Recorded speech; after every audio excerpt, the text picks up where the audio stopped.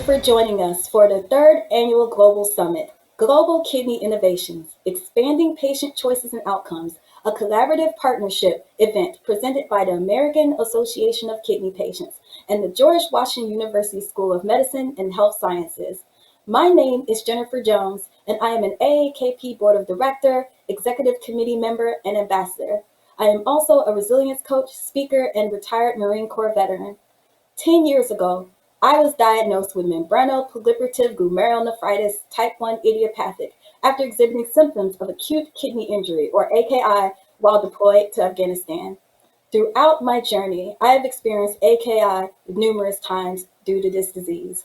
In fact, this January, I returned to peritoneal dialysis after having 5 years with a kidney transplant. If it weren't for the nephrology team of Walter Reed National Military Medical Center, I may not be here today, and that weighs heavily on me. However, I am hopeful that one day the focus of my treatment will change from mitigating disease to preventative medicine and modalities. As health consumers and the center of patient-centered care, it is crucial that we provide input and gain access to new kidney care innovations. Being part of AAKP allows me access to the education and resources I need to not only improve my quality of life as a patient, but also the platform to use my voice and my experiences in a meaningful way to demand more innovation and more choices for myself and others diagnosed with chronic kidney disease. As an AAKP member, you can do the same. It is critical now that we as patient consumers raise our voices and create the demand for new diagnostics, devices, and biologics in our independent countries. By cultivating a united patient consortium, that demand can be supported globally for patients in countries where healthcare systems and/or infrastructure may not support patient consumer choice and/or access to care and treatments. Today, I am pleased to introduce friend and ally of AAKP, Kevin Kovaleski, Vice President of Commercial Development for Transplant Medicine at CSL Behring, for our session on Emerging Research with Global Implications, CSL Behring, a company committed to improving outcomes for transplant patients. Mr. Kovaleski, you may start your presentation. Hello, and I want to thank the American Association of Kidney Patients for allowing me to present to your group today. It's always great to be able to present to patient groups that we can help in some way with our therapeutic product. My name is Kevin Kovaleski, and I'm Vice President and co-lead of the Transplant Therapeutic Area at CSL Behring. And today, I'm going to give you a little overview of who we, all the people that make up CSL Behring, are, and how we intend to be able to help the patients like you in the future.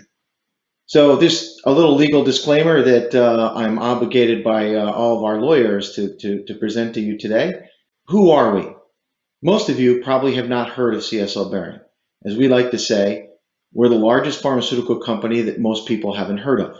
We're not an everyday name, but for those patients who are helped by our products, they know us and they appreciate everything we do. But CSL is a global specialty pharmaceutical company that's focused on rare disease states. And our intention is to develop therapeutics that help patients live longer and fuller lives.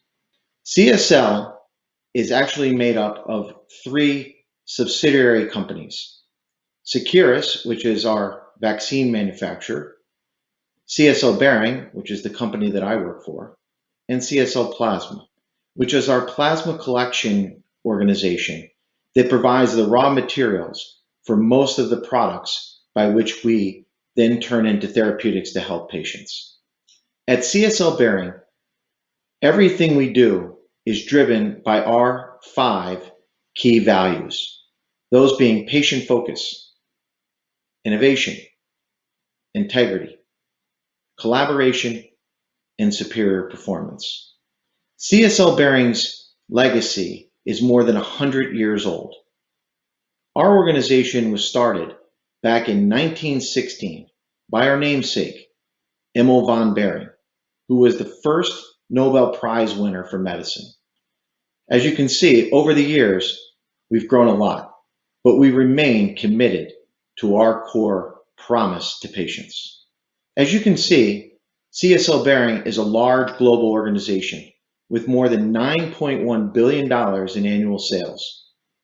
But we're committed to reinvesting significant amounts of that money to try and find new therapies to help more people.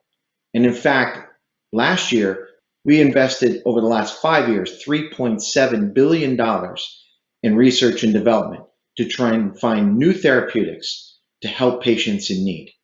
Every day, the 27,000 employees of CSL Behring come to work committed to finding new therapeutics and to help those in need. And in order to provide the raw material for many of our products, we at CSL Plasma have over 270 plasma collection centers throughout the world. We have the largest plasma collection network in all of the industry. As a global company, we have a footprint in more than 35 countries worldwide. In this slide just goes to show a snapshot of all of the different locations where we have offices and staff throughout the world. In fact, our headquarters for CSL is in Melbourne, Australia, and our operations center for CSL Behring is in King of Prussia, Pennsylvania, a suburb of Philadelphia. As I mentioned, at CSL Behring, our 27,000 employees are driven by our promise to our patients, our promise to our employees, our promise to our shareholders, and our promise to our stakeholders, and all of the partners that we have in order to bring the therapeutics to the patients who need them. More than a century ago, CSL Behring made a promise to protect the health of those stricken with a range of serious medical conditions. And today, as a leading biotherapeutics company, that promise has never been stronger. As with any large global organization, we need to be focused. And for our company, we are focused on 5 key therapeutic areas.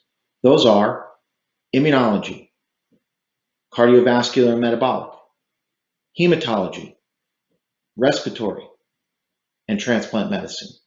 Today, I'd like to talk to you a little bit and give you more information about our transplant TA specifically. Transplant medicine has been demonstrated and proven to be an effective, life-saving therapy for those with organ failure. In the United States, in 2019, there were nearly 40,000 solid organ transplants, and about 60% of those were kidney transplants.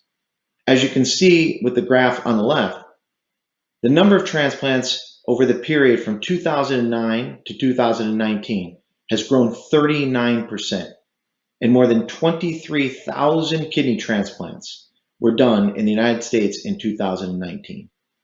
The reason so many transplants are done is because we know that they work.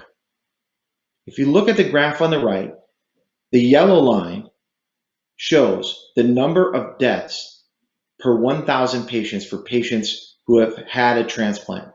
You can see how low that is compared to the green line at the top of the chart that is patients who remain on dialysis. So we know that transplant works. However, there just simply aren't enough organs to give everybody a transplant who needs one. In fact, there are more than 600,000 patients on dialysis in the United States right now, and globally more than 1.2 million people per year die from kidney disease. Not only is transplant life-saving, it also is cost-effective. For healthcare payers around the world, spending on dialysis is a significant portion of their budget. In fact, the United States alone, U.S. Medicare spending for patients with end-stage renal disease in 2018 was $36 billion. So you can see the amount of resource that is required in order to manage patients with kidney disease. And for those patients, transplant could be a very important and viable option. So, as I've shown on a previous slide, transplant continues to grow. Globally, in 2018, there were nearly 143,000 transplants. And that's expected to grow to over 200,000 transplants in the year 2030. But the number of patients who are on the wait list continues to grow. The demand for organs simply is far greater than the supply. But there are things that we can do, and there are things that CSL Behring is committed to doing. Because organ discard, the number of organs that are actually donated but not used is still significant. In fact, about 18 to 20% of organs donated, kidneys donated in the United States, are actually discarded. And roughly only about 25% of lungs that are donated for transplant are used. Those numbers need to improve. And part of that needs to happen with therapeutics that help make these organs more viable for transplant. Additionally, legislative and advocacy efforts to try and increase donation could significantly impact the number of organs available. If you look at the global donation rates in different countries, for instance, Spain, one of the highest countries in terms of donation in the world, where nearly 47 people per million donate organs. In the United States, the number is about 32 people per million. And in other countries, such as Germany, where it's less than 10 people per million that donate. So if we can get those numbers up to closer to 35 to 40 people per million, you can see the impact it would have on the ability to get more people transplanted. Additionally, our company is focused on trying to help those patients who've already received a transplant to keep that graft longer and to keep those patients alive longer. Now, admittedly, this is a bit of a jumbled slide, this graph. However, if you look at the lowest line on this chart, which shows patients who have antibody-mediated rejection, the survival of those patients is far worse, significantly worse, than patients who don't have antibody-mediated rejection. And antibody-mediated rejection is responsible for most allograft failure for kidney patients. It's because of that our company has invested in a clinical trial that's currently ongoing, a randomized, multi-center, double-blind, placebo-controlled phase 3 study of clazakizumab, which is a novel anti-IL-6 monoclonal antibody for the treatment of chronic antibody-mediated rejection. This new product, if approved, would have only once monthly subcutaneous dosing. Additionally, if this product is approved, it may be the first new product approved for kidney transplant patients in the United States in over a decade. Patients need products like this, and it's companies like CSL Behring who are delivering upon the promise to bring new therapeutics to market for those patients who need them. It's through studies like the IMAGINE trial, looking at clazakizumab as a treatment for chronic antibody-mediated rejection, that we believe that we can deliver upon the mission that we have for the transplant TA at CSL Behring. And that mission is very simple: to become a recognized leader in transplant medicine by 2030 by bringing innovative products to market that dramatically improve patient outcomes through better graft availability and long-term graft and patient survival. So I hope that this information today was able to give you a little better idea of who CSL Behring is.